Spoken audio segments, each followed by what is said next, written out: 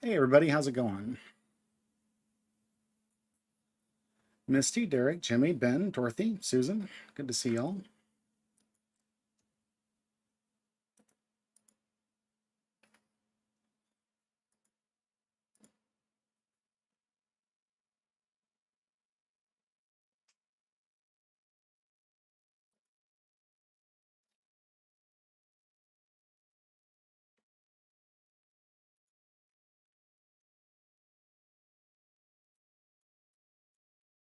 There we go. Janice, good to see you.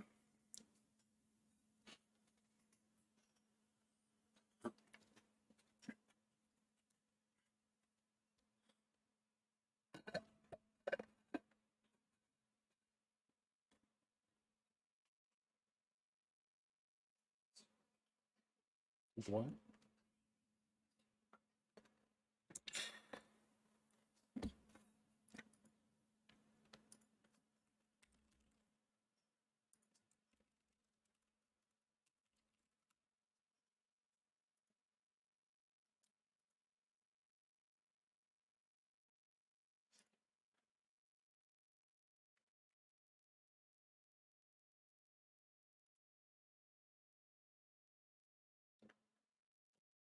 So what's going on, everybody?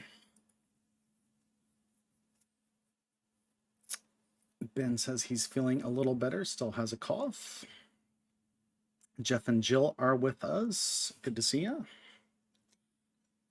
Ben, I'm glad you're feeling better. Did you get tested for COVID?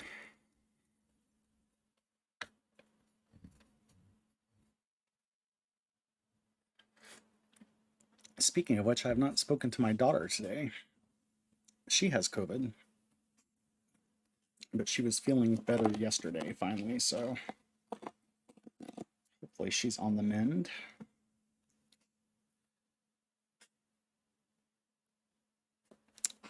Susan, I don't think I knew you weren't feeling well. Maybe I remember Jennifer saying something about that on Sunday. It's very hard for me to remember anything that happens on Sundays, or at least what people say. But that does sound familiar.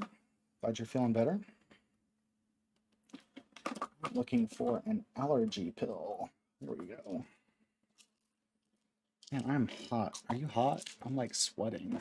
It's 69 in here. Is it stupid to turn on the air conditioner? Let's do it. Crank this baby down to 68.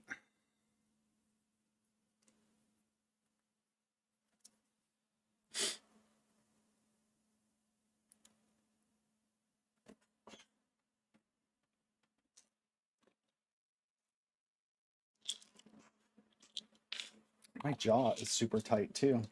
I don't know why. So I got the new camera set up at church. The AC helps a lot. I'm kind of on vacation, kind of not. I'm not technically on vacation until next week, but I'm not going to miss any Sundays because kind of need me there to do the piano, and then the Sunday that I would be back anyway, I'm doing sermon from the bench, so I'll be working on that a little bit during the week. So I'm kind of taking like a little bit off this week and a little bit off next week. Um, but anyway, when I get back full time, um, or probably starting in February, because we have a lot going on in January. Misty's going to be out for a bit. Anyway, starting in February, we'll be. I haven't decided whether we're going to live stream the 1045 service or whether I'm just going to record it and then stream that video out live Sunday night at 5. So I'm not quite sure. I need to kind of see what the video looks like to begin with. So we'll do some test recordings. But anyway, the point is I got the camera all set up and functional. So I got to get the streaming computer set up.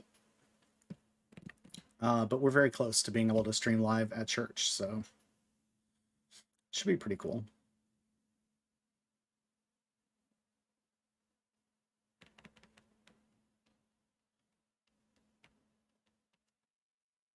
Wow.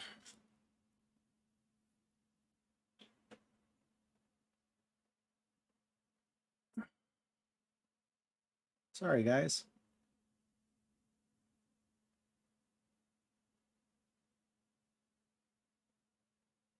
That helps.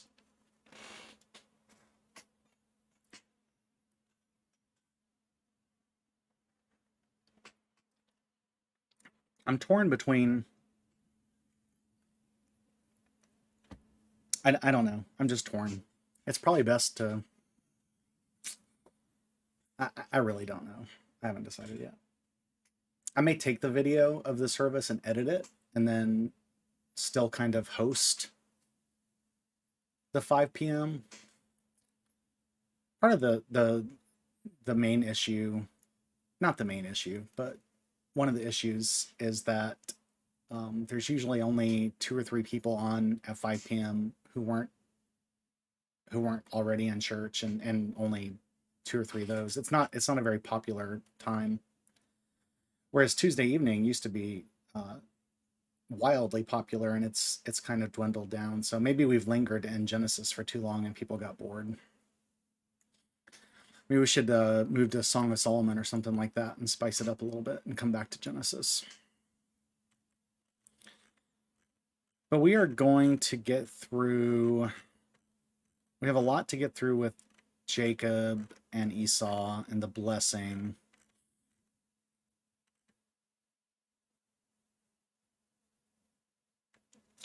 We have a lot coming up.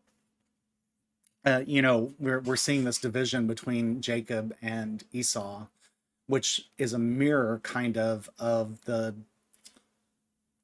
I don't want to say struggle, because there was no struggle that we saw between Isaac and Ishmael, but there was at the parental level. Certainly Sarah despised Ishmael. Isaac seemed to love him. Abraham seemed to love him, but Abraham also seemed to love Isaac. Other than the whole being willing to kill him part. I never really thought about that. It will be interesting. These mirrors are 2 ways, right? They're not just one way, but we read about one part and we study one thing, and then we come back and we sort of see the mirror of it. And then I think that maybe it bears going back to the first story and rereading those in light of the second stories. But just to make sure that we don't miss the fact that this is all completely tied together, Esau is going to marry Ishmael's daughter. That's a few chapters from now, but it's going to happen. Then Jacob's going to meet Rachel.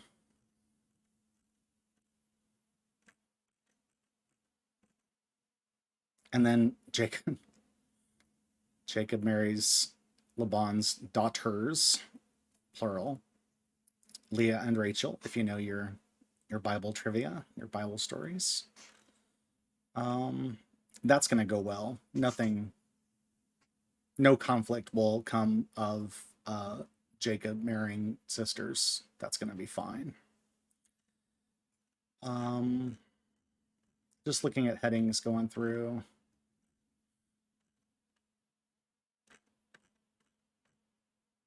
Turn this down. Okay, there we go. It's a lot of Jacob. Thank you, Amazon, for the notification. Jacob wrestles. Jacob gets back with Esau. Okay, thank you, Amazon. You can stop now.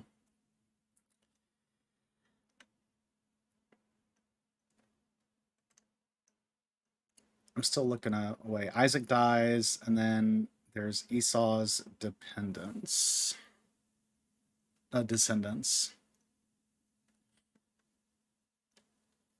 And then Joseph dreams of greatness. I don't know if we should study that or just watch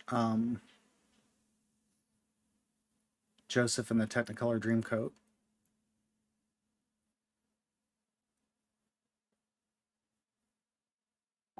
Joseph, of course. Okay. You can stop now, Amazon. Thank you. Then we have to get the story of Joseph. Yeah, we're gonna be in Genesis for a while. I was trying to see if there was a place where we really could kind of pop out of Genesis, but there's really not, because then you get a whole lot about Joseph, who is the son of Jacob, who is the son of Isaac, who is the son of Abraham. And I guess my Amazon device is just going to continue dinging.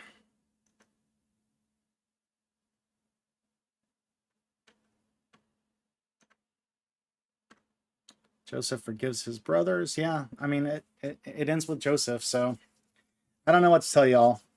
Oh, Joseph and the Technicolor Dreamcoat. That was it was back during the Jesus Freak movement in the 70s. And it was a musical very similar, not in story, but in concept to Godspell, if you've ever seen that. The amazing Technicolor Dreamcoat. I apologize. Came out in 1968. It's actually an Andrew Lloyd Webber musical. I don't think I knew that. Did you know that? I didn't know that.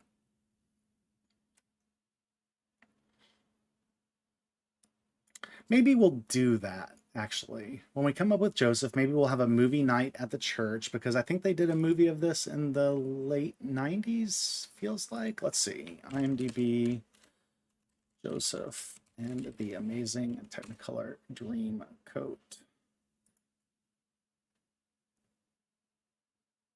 1999. There you go.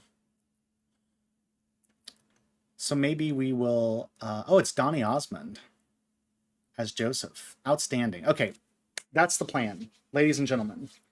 When we get to Joseph, so that we are well prepared when we actually start reading the story, we will have movie night at the church, and we will watch the 1999 film Joseph and the Amazing Technicolor Dreamcoat, starring Donny Osmond. Also starring, I'm trying to pull out names that you will know, Joan Collins.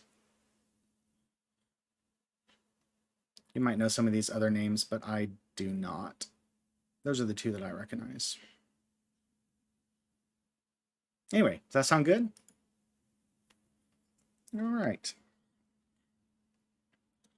We'll do that. We should have done, I didn't think about it, we should have done Godspell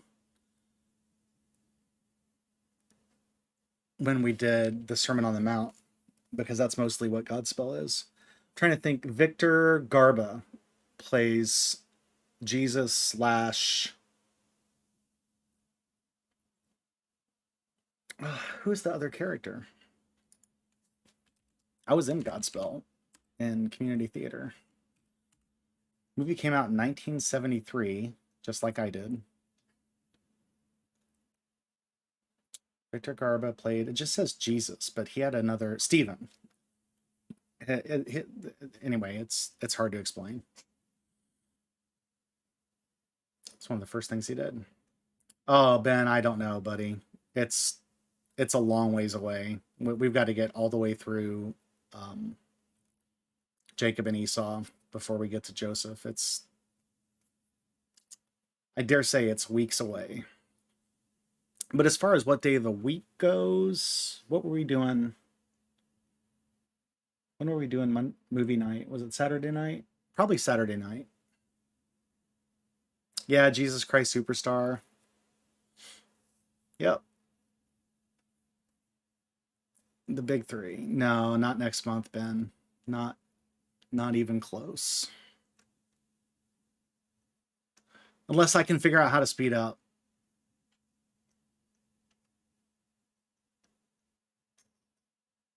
Yeah, that sounds like a MYF thing to do, Janice. Because the story of Joseph, well, really, it's Joseph Dreams of Greatness. That would be the time where we would want to watch. That is the beginning of Joseph, actually, of the story, is Genesis 37, and we are only in Genesis 27? No, not even. Yeah. Here we go. Yeah, Genesis 27. So we're a ways. Maybe I'll speed things up when we get back. We're gonna have a short night tonight. We're not even starting until 7:20. Although, I mean, we did get to like sort of get a high level overview of what's coming in the book of Genesis. I mean, we're everything. I mean, I guess what we're figuring out, right, is that what Genesis is about is the beginning, and it starts literally with the creation story, but it's not just the story of the beginning of creation; it's the story of the beginning of God's people. And now today we believe that God's people is everyone, right? That we are the new Israel. The we are that we're part of the mission, right? Jesus originally said, I came only for the lost sheep of Israel. But then closer to his death, or actually I think it's after his death, before his ascension, he says, go therefore, really the Greek says, as you go, make disciples of all the nations, baptizing them in the name of the Father, the Son, and the Holy Spirit. So it's the beginning of everything. And so the foundational story for the people of Israel goes from Abraham to Isaac to Jacob, and then down to Joseph, past that. And Joseph gets a lot of ink as well. I think Jacob probably gets more. But again, remember what I said last week. Jacob is Israel. So anyway, oh, that's awesome. Jill says she saw Jesus Christ Superstar in Chicago on stage. Maybe we can make a field trip if Joseph in America. You know, it was in Austin like 10 years ago. I mean, we can't time travel and go see it, but I'm just saying that, you know, people still perform it. Anyway, we're gonna move on, but I'd also like to figure out what's going on with the study and see if we can. We had a couple starts and stops with the holidays, and that may be hurting us too. So can't really help that. Anyway, we're going on. So the last thing that we saw.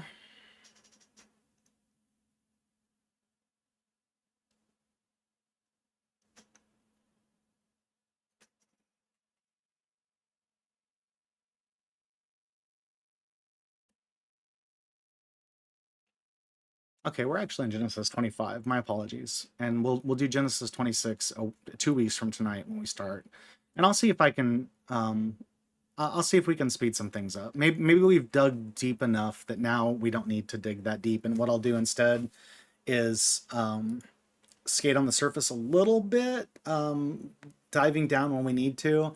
But I'll be available in my office or by phone or online or an email if you have questions that we can go over. So Kim is with us. Good to see you. Misty says she and her mom saw both on stage in Houston. Well, nah. It's pretty awesome.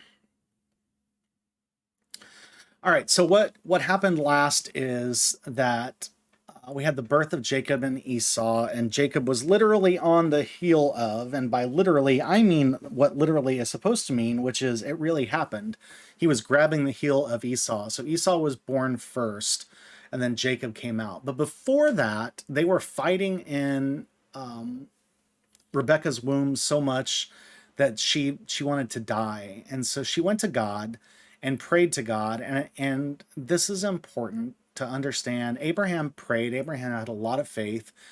Abraham's servant who went to find Isaac a wife and found Rebecca prayed to the God of Abraham. It doesn't say that he had faith in that God, but he had faith in Abraham, and Abraham's faith was enough for him.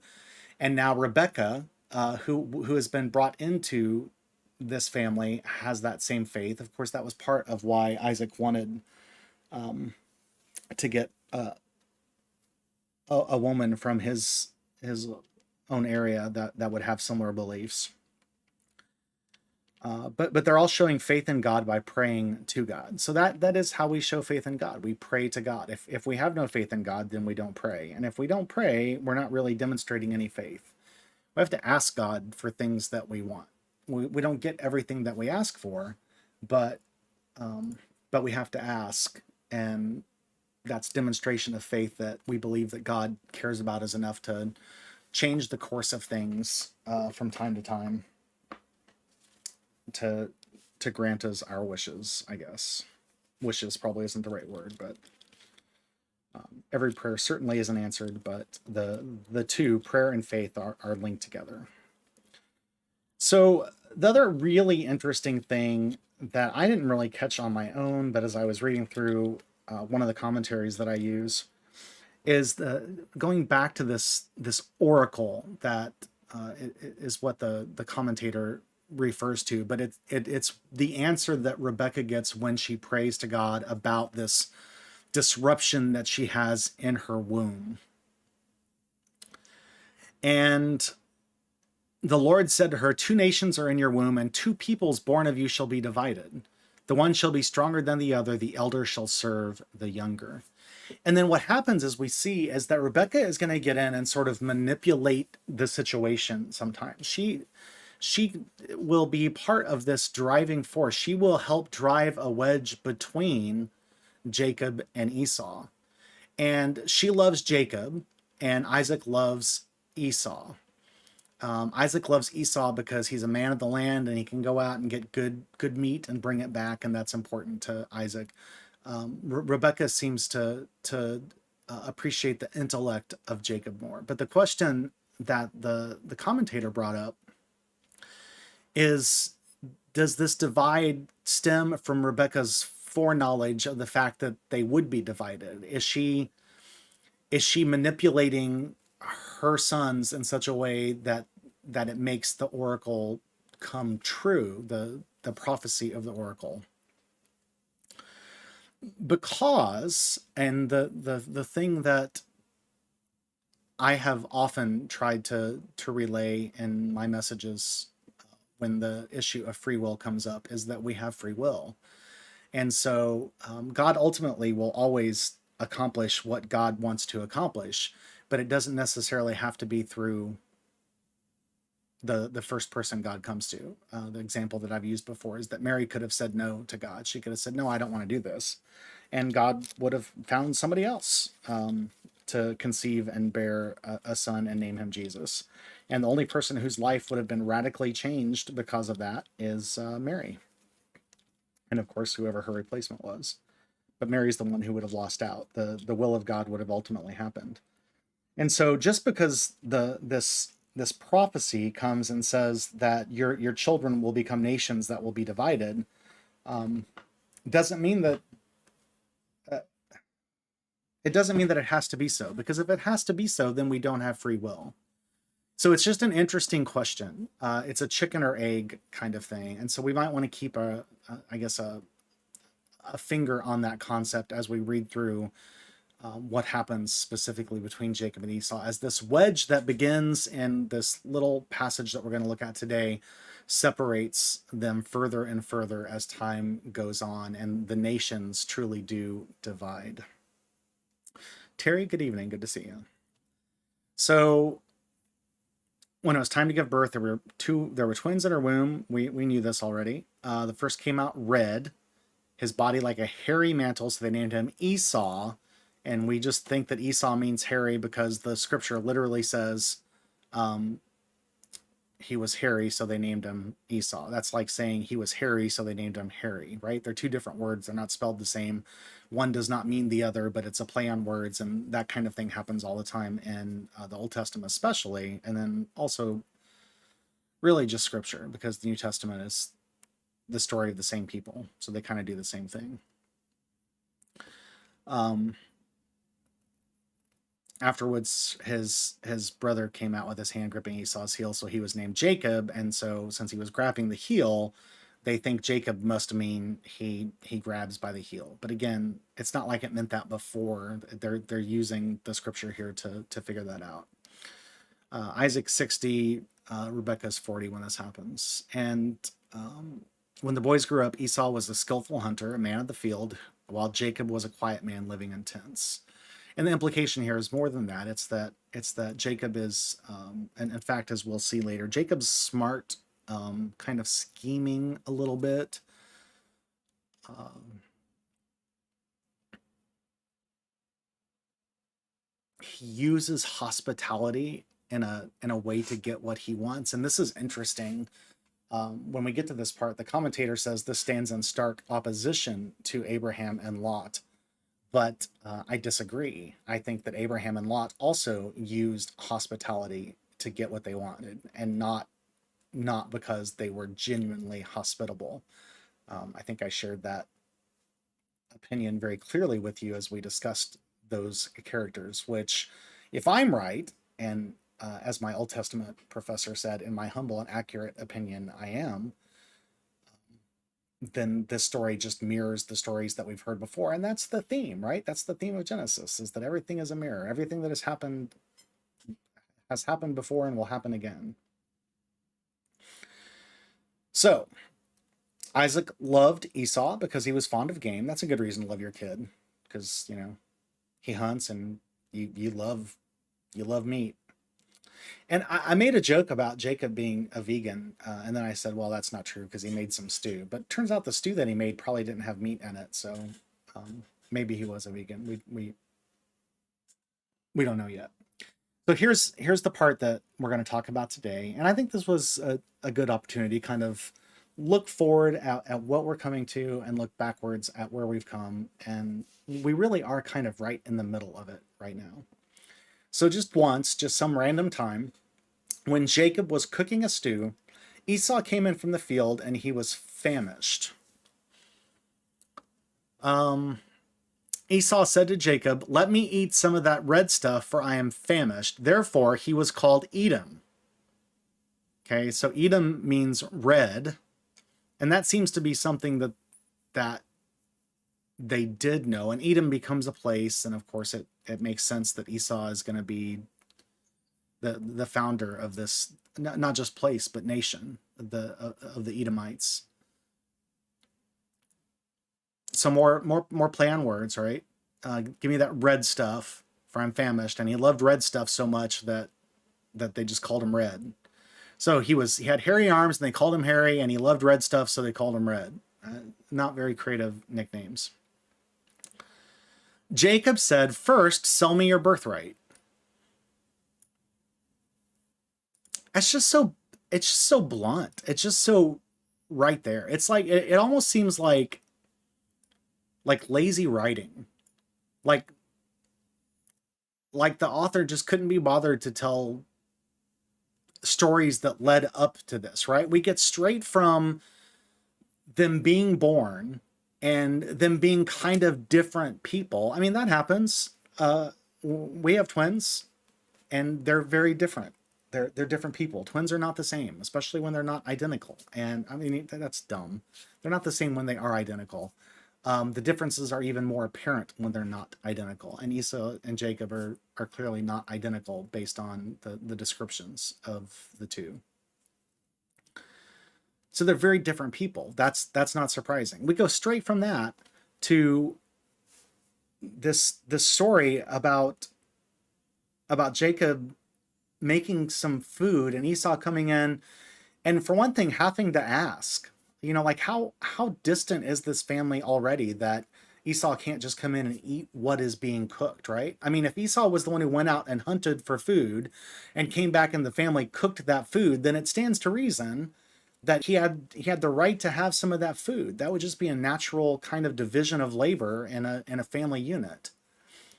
But instead, he's starving, and maybe literally, we don't know.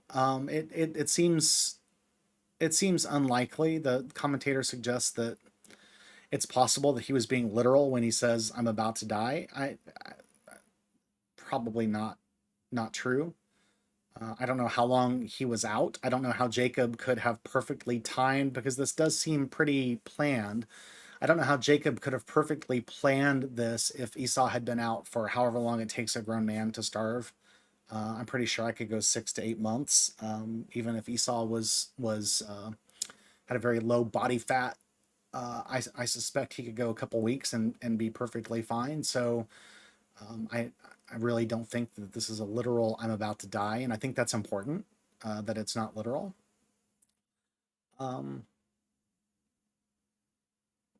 it just shows you how careless he is with his birthright.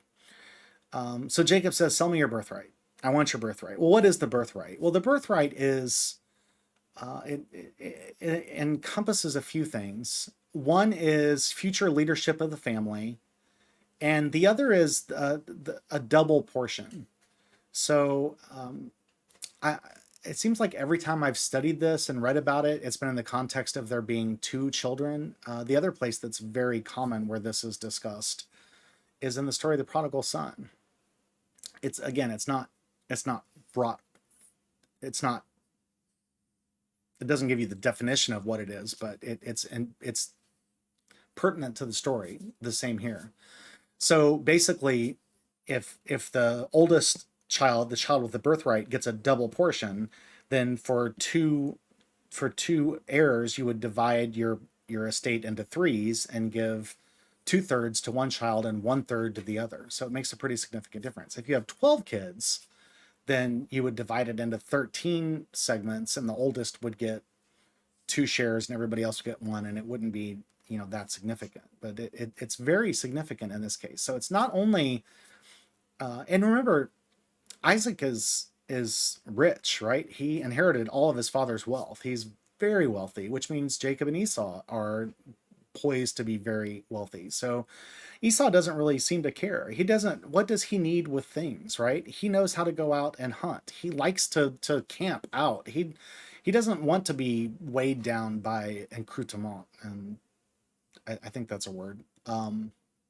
He's not interested in that. So he's not really concerned about the money. And evidently he doesn't really care that much about the family line. At least he doesn't right in this particular spot, because his reply is, "I'm about to die. Of what use is a birthright to me? I'm going to literally die. I'm just going to starve on the spot. I'm going to keel over because I haven't eaten in, 12 hours or 12 days, whatever it is. It doesn't matter. If I don't get some of that stew, again, I don't see why he has to ask. I mean, obviously what we have here is a case where Jacob is the nerdy guy sitting in the tent, doing calculus while Esau's out in the field, killing and butchering bears. I think Esau could have taken what he wanted. But he doesn't. Instead, he says, "Yeah, whatever. What good is a birthright to me?" And Jacob said, "Swear to me first." And this kind of swearing was sort of this...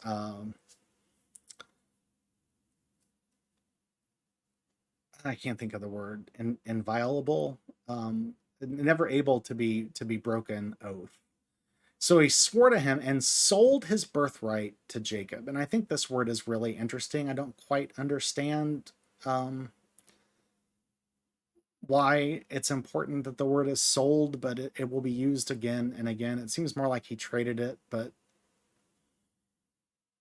it seems like maybe there was a tradition, because this is confirmed in other writings of the time as well, that your birthright was indeed something that you could convey to someone else, presumably for money up front, right? So it could be like selling an annuity. If you have an annuity, there are people who will buy the annuity and give you a setup, a straight up amount of money at one time.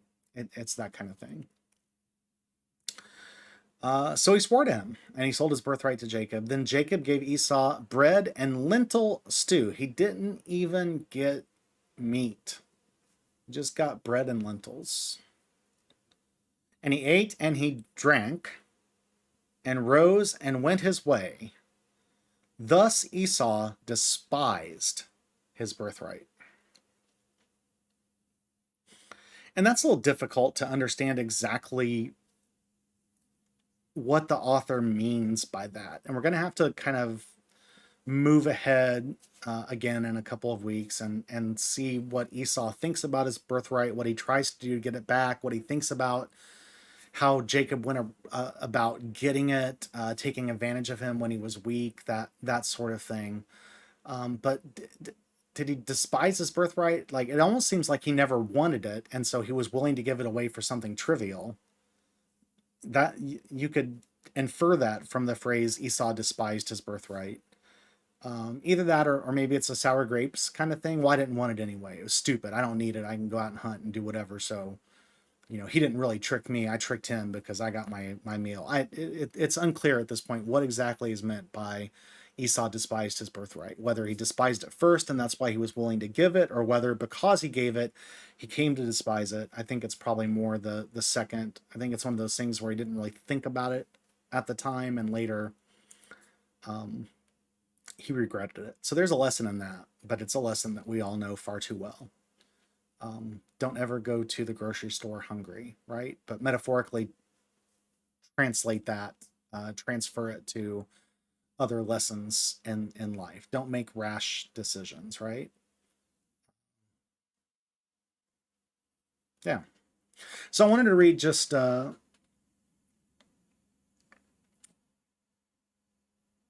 yeah, Janice. Hey, Cynthia, good to see you. Sue, glad you're here. Esau didn't appreciate how valuable the birthright was. Not too smart. Yeah, I mean, not too smart is definitely part of the theme. At least not as smart as Jacob. And again, it goes back to this statement of the oracle: one will be stronger than the other, but we don't know what that means. It's both in this particular case. Esau is clearly stronger than Jacob physically, but Jacob is clearly stronger than Esau mentally.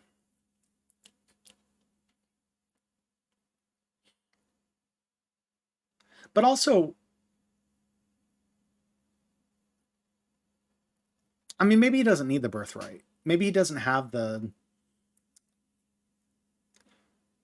need to be a leader. Maybe he doesn't have that. Maybe he doesn't need to be the family the family leader, and he's okay with Jacob taking that over. His father's rich, right? So if you're going to inherit uh, $20 billion or $10 billion, do you really care which you would get? I mean, it's more money than you could ever spend. The riches of Isaac at this point are more than either son could ever lose, or use up. So it makes me wonder if, and we're going to get to this more later, if Esau is more upset because he feels that Jacob took advantage of him, or if he's more upset that he gave up something that he can't get back. Or is it that he's more upset that he gave up something he can't get back, or is he, I think it's more the fact that it happened than the fact that he doesn't have the stuff anymore. I think he's perfectly happy with $10 billion and not bearing the family name, or wearing the family mantle anyway. But I don't know. I am always one lesson ahead of you. That is, I think, something that's cool about this for me is that I don't know. I get to be surprised just like you. I just get surprised a day earlier. I wanted to read a couple of things that the commentator wrote about this because I thought they were really fascinating. When the twin boys are born, the narrator portrays them with features of their subsequent relationship: Esau, physical features, and Jacob, action. So that's a really good point, isn't it? The narrator says, yeah, he may not. Susan says he doesn't care for his family. That phrase in and of itself is, it can be taken two ways, right? Which I think it's the perfect thing to say. He may care very much for his father and his mother. Presumably, if he's his father's favorite, then his father's probably his favorite, right? Um, all boys love their mothers, right? So he probably loves his mother. He and Jacob probably fight all the time, but he probably still loves them. We have a Dylan-sized hole in our wall in the bedroom. Like the coyote going right through the painting kind of thing. But Connor and Dylan love each other. So he may love his family very much. What he doesn't necessarily, or care is the word they use, which is better, I think.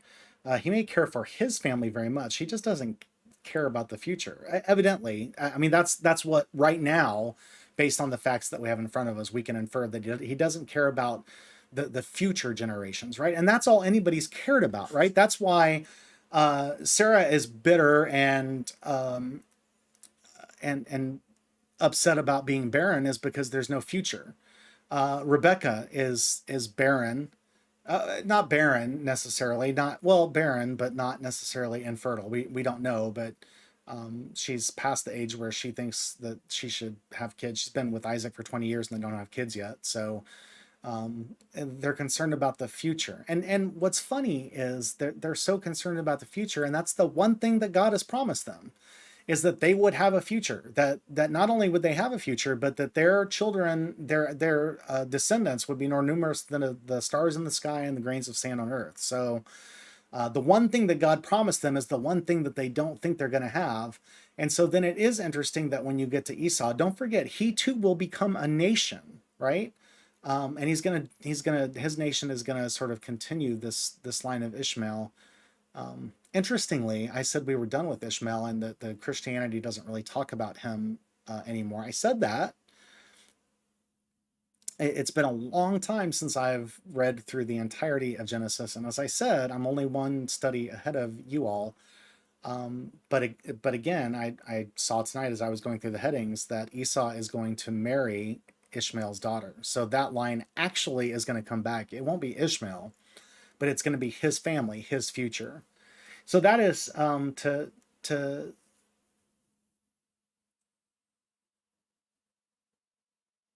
to be a little more precise, Susan, he doesn't care for his family's future. At least not at that particular moment. That does seem to be the absolute case. But I mean, what do we say about Jacob? Jacob definitely doesn't care about Esau in any way, shape, or form. He's willing to let him die, evidently, if we're to take this literally, or he's willing to manipulate him to get what he wants. So he clearly doesn't care for Esau. And later, what he does to his father, we all know these stories in rough edges, at least, right? We know at some point that Jacob steals not only Esau's birthright here, but the blessing of the father later. So he has no respect for his father. So yeah, if you want to say somebody doesn't care for his family, Jacob doesn't care for his family. Jacob is concerned about himself very clearly. But he's very concerned about his family's future. So maybe it's the complete opposite with Esau. Maybe Esau cares very much about his family, but doesn't care about his family's future. Very interesting. Two sides. I guess that's not a good phrase, time to use two sides of the same coin. They're very different coins. They're not even the same denomination coins. Anyway, so yeah, when the boys are born, right? For Esau, he talks about his physicality. He's hairy. Jacob, he talks about action. He's grabbing on the heel of Esau. And so as this story unfolds, Esau basically is going to only have his physicality, whereas Jacob is going to have his actions, are what they're. It describes them at their birth, but it defines them in their life. So that's one thing that the commentator mentions. I mentioned a lot about the sort of chicken and egg thing with the oracle. He says the author provides no specific reason to explain Rebecca's love for Jacob, but we may suppose it relates to what she knows about Jacob from the oracle. So again, chicken or egg kind of thing. The oracle says, one's going to be stronger than the other, so she sides in with the one who she thinks is going to be stronger, and mothers know their sons, right? So she sees very quickly that Jacob is going to be the one who has the mental fortitude to sustain the family line, and so she throws in with him. A little bit later, this line, what Esau did: he ate, drank, rose, and went away. Thus Esau despised his birthright. The commentator says 5 verbs depict the moment: ate, drank, rose, departed, and despised. The last verb specifies the narrator's judgment that more is at stake than a lapse in judgment. So in this, I think the commentator is saying that Esau despises his birthright before this happens. I don't have an opinion on whether I agree with him or not. But he thinks it's not just a lapse in judgment, that he actually despises his birthright and he's happy to give it up. But that does not seem to be the case later. But again, you know, how many times have you heard the phrase, it's not the money, it's the principle? That may be what's going on here. It may not be the money, maybe it's the principle. The author, on the other hand, presents Jacob as clever and an opportunistic individual who knows what he wants. And this is where we'll stop. He takes advantage of a brother in need, of which Esau is later rightfully critical. And his hospitality to his brother contrasts with both Abraham and Lot. I disagree. I think his hospitality is exactly aligned with the hospitality of Abraham and Lot, which is he's willing to offer it if there's something that he can get in return for it. I think I disagree completely with the author of this commentary in this. We have completely different takes on Abraham and Lot. And I think it makes more sense for it to be a mirror image of Abraham and Lot, because that's what everything else has been.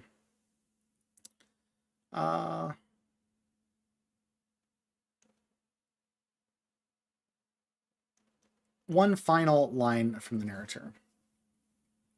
A lot of this, what the narrator talks about at the end of this particular chapter, is this this notion of free will and whether just because God says it's going to happen that it has to happen. Because if it does, then there's really no free will involved. So it's really an interesting. It's always an interesting kind of discussion, but. So let me give you just a little bit of what he says here. The narrator depicts the situation in such a way to demonstrate the inversion of priorities in the oracle does not derive from the boy's behaviors. The decision occurred pre-birth. So the fact that Esau doesn't care about, if we're going to take what I said as accurate, that Esau cares more about the present and Jacob cares more about the future, the narrator depicts this in such a way that was always going to be the case. That's what the oracle said was going to happen before they were born.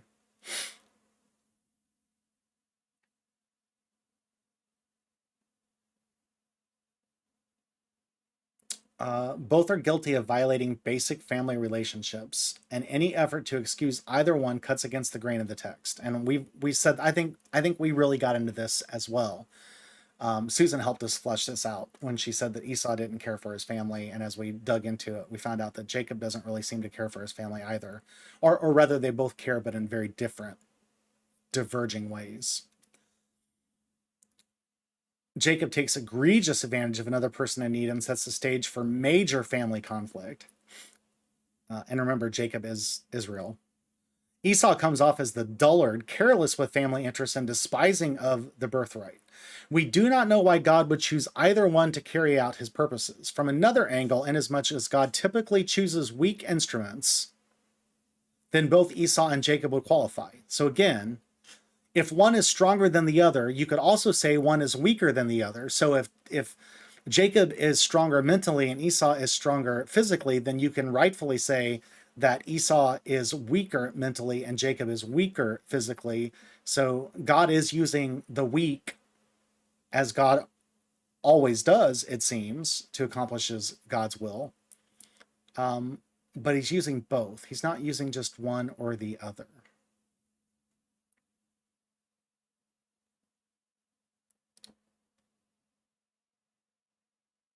So then, this gets so deep.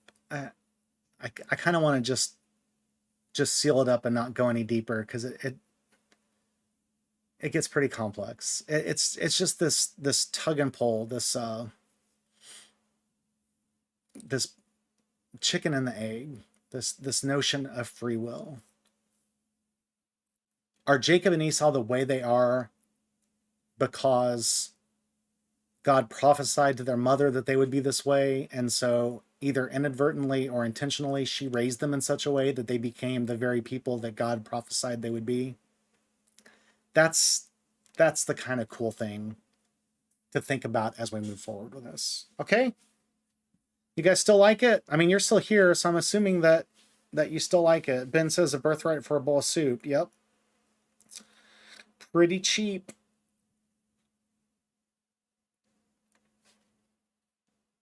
Like and dislike. Yeah. It's okay if it frustrates you. We love television shows that have conflict. I mean, conflict is what makes stories interesting, right? And that's, I mean, this is conflict. What we've had the whole time is conflict, right? The conflict of Adam and Eve eating from the apple, the conflict of there being a tree from which Adam and Eve cannot eat. That conflict sets everything into motion.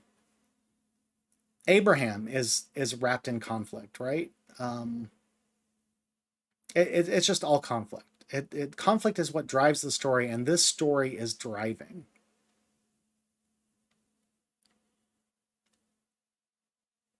So here's what we're going to do.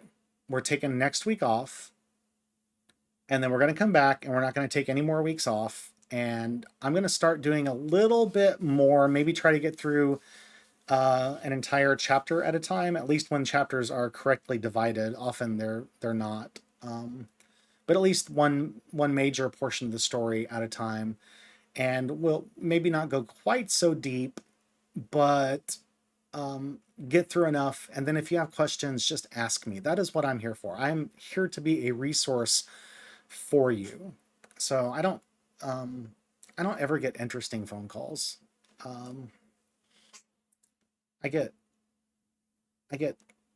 don't like when the phone rings. It's just never good when the phone rings. So it'd be awesome to get some cool phone calls where somebody says, "Hey, at your study you said this, and I was thinking about this other thing, and what do you think?" That would be an awesome phone call to have. So use me as a resource, and then maybe we can fly through this a little bit faster, and then get to something new.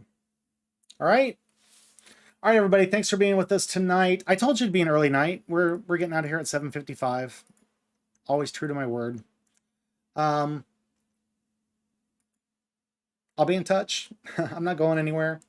If you need me, call me. If you need Misty, call Misty. Misty gets final pictures of her eyes tomorrow to make sure that they're both okay after having had surgery on both. And she's got some more medical stuff coming up, so keep her in your prayers. Shirley Meadows is sick. I guess I probably shouldn't. She's not well. She will be fine, but right now she's not, so you could pray for her. I didn't get permission from her to talk about that, so I'll just leave it there. Anyway, pray for one another. Y'all are welcome. Thanks for being here. God bless. Godspeed. Godspell. Thanks for watching.